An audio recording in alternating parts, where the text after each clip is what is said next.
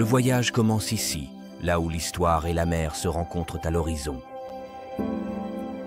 Le monument national aux marins d'Italie, érigé en l'honneur des héros tombés pendant la Première Guerre mondiale.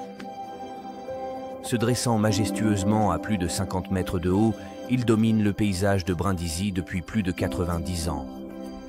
D'ici, notre regard embrasse la ville sous un angle unique. La forme naturelle du port se révèle, évoquant les bois d'un cerf, offrant aux marins un refuge sûr, un coin paisible dans ces eaux toujours calmes. Le bâtiment médiéval, la Casa del Turista, abrite à l'intérieur la bibliothèque numérique de l'histoire, invitant les visiteurs à explorer l'histoire à travers des fenêtres virtuelles et des parcours tactiles, la rendant accessible à tous.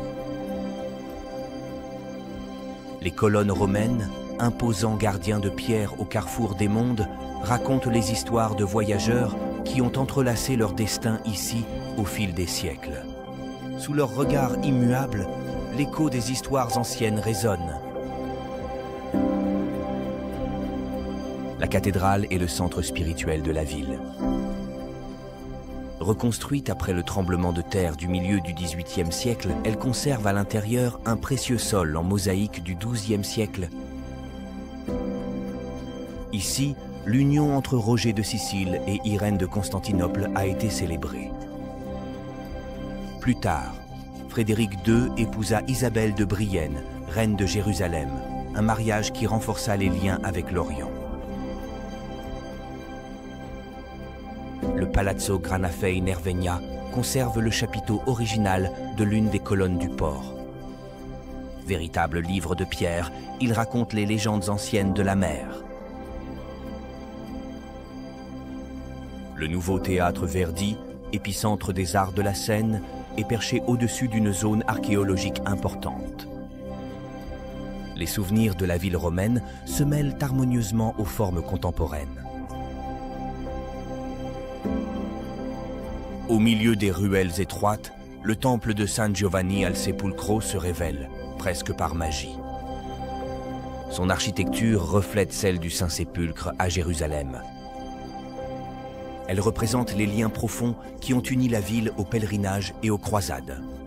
En dessous, les vestiges d'une domue romaine ouvrent des fenêtres sur d'autres couches d'histoire. Dans l'église de San Paolo, où le gothique rencontre le baroque, le musée diocésain abrite des œuvres précieuses de l'art chrétien. Le château Svevo, commandé par Frédéric II, s'étend sur des époques allant du Moyen-Âge aux grands conflits mondiaux. Cette forteresse abrite des événements et des légendes significatifs qui ont profondément marqué l'histoire de la ville.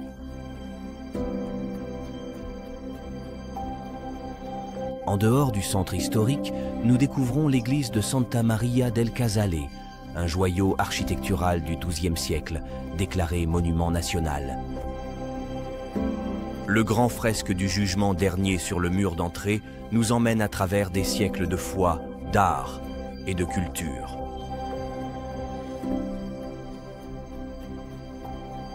Le vol continue le long de la côte jusqu'à l'oasis de Toraguachito.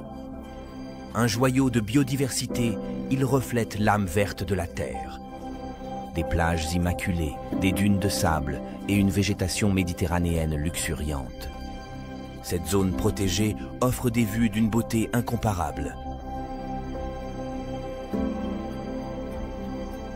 Au retour, les tours côtières se dressent comme d'anciens gardiens du rivage.